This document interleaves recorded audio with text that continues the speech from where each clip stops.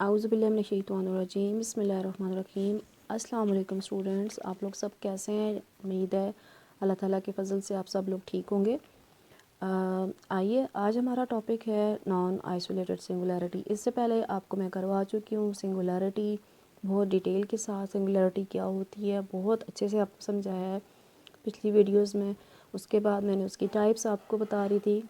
Types में आपके पास isolated और नॉन आइसोलेटेड थी। आइसोलेटेड करवाई थी मैंने आपको बहुत डिटेल के साथ लास्ट वाली वीडियो में, ठीक है। तो आइसोलेटेड सिंगुलैरिटी में फिर आगे उसकी टाइप्स थी essential singularity, removable singularity and pole. अब आपके पास सिंगुलैरिटी की दूसरी टाइप आ गई है, कौन सी? Non isolated singularity. पहले आपने कौन सी की थी? आइसोलेटेड सिंगुलैरिटी, ये आपके पास टाइप 1 थी और यहाँ पे ये आपके पास टाइप 2 आ गई है, ठीक है। सिंगुलैरिटी की ये दूसरी टाइप है। अब आइसोलेटेड सिंगुलैरिटी आपके पास क्या थी? मैंने आपको बहुत अच्छे तरीके से समझाया था कि एक सिंगुलर पॉइंट ऐसा सिंगुलर पॉइंट जो कि Z0 है, ठीक है। अब इसको हम कहेंगे आइसोलेटेड सिंगुलैरिटी किस टाइम? जब फंक्शन जो है वो एनालिटिक होगा इसके नेबरहुड के हर पॉइंट पे। क्या है आपके पास? A singular point Z0 is said to be isolated function is analytic if f of z is analytic at each point in the neighborhood of z is equal to z0 except at z is equal to z0, यानी z0 के अलावा इसके neighbourhood के हर point पे analytic हो function. लेकिन अब नॉन आइसोलेटेड में क्या है कि a singularity at z is equal to z0 of f of z, ठीक है। f ऑफ z आपके पास आ जाएगा is non isolated if every neighborhood of z0 contains at least one singularity of f of z other than z0। वहाँ पे इसमें आपके पास कोई और सिंगुलर पॉइंट नहीं था, ठीक है। लेकिन नॉन आइसोलेटेड में आपके पास जो पॉइंट जिस पे सिंगुलैरिटी शो हो रही है उसके आसपास कम से कम पॉइंट ऐसा हो जो कि सिंगुलर हो, ठीक है, उस फंक्शन f ऑफ z का, ठीक है। तो मैंने यहाँ पे आपके लिए एक एग्जांपल लिखी है, f of z is equal to log of z। बहुत कॉमन सी एग्जांपल है, हर बुक में आपको दी जाती है, ठीक है, मिल जाएगी आपको हर एक। अब यहाँ पे मैंने आपके लिए एक की वर्ड लिखा है, की सेंटेंस लिखा है जो कि आपके लिए एक की का ही काम करेगा। कैसे? ज़रा देखें। Always limit point of pole is non isolated singular point. ये तो कंफर्म बात हुआ है कि पोल आप फाइंड करते हैं तो किसी भी फंक्शन f ऑफ z के आप डिनोमिनेटर को इक्वल टू 0 कर देते हैं, ठीक है। वहाँ से आपको पोल मिल जाते हैं आसानी से। अब ये की वर्ड्स आपके पास क्या हैं, की पॉइंट आपके पास क्या है कि हमेशा पोल का जो लिमिट पॉइंट होता है वो नॉन आइसोलेटेड सिंगुलर पॉइंट होता है, ठीक है। ये बहुत आसान से आपको मैंने बात समझा दी है। अब इससे बेस्ट बात जो है वो आपको आगे एग्ज़ाम्पल से समझ आएगी कि इससे बेस्ट बात आपको कोई नहीं मिलेगी।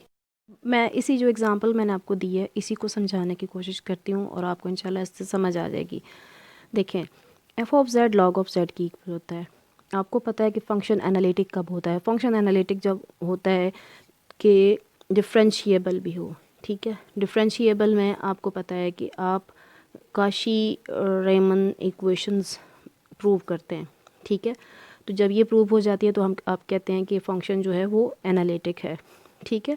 अब फंक्शन जो है वो हर जगह एनालिटिक होगा, लेकिन ये एनालिटिक डिफरेंशिएबल ये लेफ़्ट साइड पे। कौन सी लेफ़्ट साइड? जब आप इसको ड्रॉ करेंगे लॉग ऑफ z को तो देखें ये एक्स एक्सिस की ये पॉजिटिव साइड है और ये नेगेटिव साइड है। तो जब हम इसकी नेगेटिव साइड यानी z की हम नेगेटिव वैल्यूज़ लेते हैं, ठीक है, तो इस साइड पे कभी आपने डिफ्रेंशिएट किया है log of 0, log of -1, log of -2? नहीं ना, ये यहाँ पे डिफ्रेंशिएबल ही नहीं है, ठीक है। तो इसका मतलब क्या हुआ? जो आपके पास लॉग ऑफ z है वो 0 से इस, तो यहाँ से फिर आपके पास क्या होगा? ये फंक्शन इस पॉइंट पे डिफरेंशिएबल नहीं है, ठीक है। और negative values of log of z is not differentiable and hence it is not analytic on these points. Got it? आपको यकीनन समझ आ गई है। तो फिर हम क्या करेंगे? There are many singular points on the neighbourhood of 0 so z is the non isolated singularity.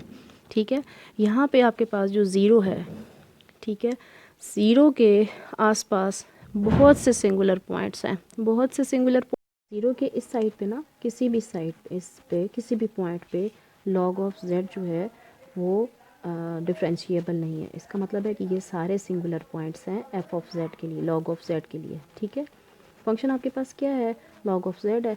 log of z के लिए ये सारे पॉइंट्स जो हैं यहाँ पे ये नॉन आइसोलेटेड बनेंगे। अब यहाँ पे देखें, डेफिनेशन आपने देखी कि हम उस पॉइंट को नॉन आइसोलेटेड सिंगुलैरिटी मानेंगे जहाँ पे उस suppose that this is a point. ठीक है, आपके ये पॉइंट है, let's suppose that z is equal to z nought आपने ले लिया हुआ है। ठीक है, तो इसको हम आइसोलेटेड तो मान सकते हैं किस टाइम, जब इसके आसपास कोई भी और ऐसी सिंगुलैरिटी मौजूद ना हो।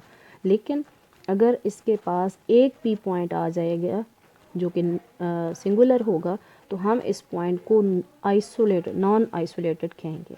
ठीक है, जब ये पॉइंट नहीं होगा अकेला, वो z is equal to z nought होगा तो वो आइसोलेटेड होगा। जब इसके पास एक भी पॉइंट, कम अज़ कम एक भी पॉइंट आ जाएगा तो हम उसको नॉन आइसोलेटेड कहेंगे। इसमें भी आपके पास ये पॉइंट आपके पास ज़ीरो है। ठीक है, ज़ीरो खुद भी, ज़ीरो पे भी ये फंक्शन डिफरेंशिएबल नहीं है और इसके ये सारे पॉइंट्स पे। ठीक है, तो इस तरह से ज़ीरो आपके पास क्या हो गया, ज़ीरो को हमने मान लिया कि नॉन आइसोलेटेड। वैसे तो हम इनमें से कोई भी पॉइंट उठाएंगे तो -2 के इस साइड पे जाएं तो -1 भी है नॉन आइसोलेटेड, -3 भी है।